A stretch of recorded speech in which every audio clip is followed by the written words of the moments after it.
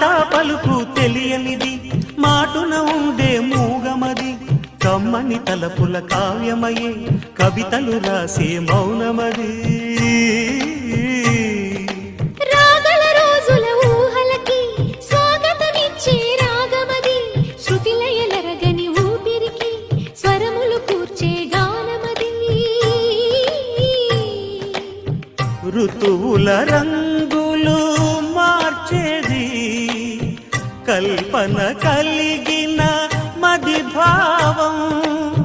బ్రతుకును పాటగా మలిచేది మనసున కదిలిన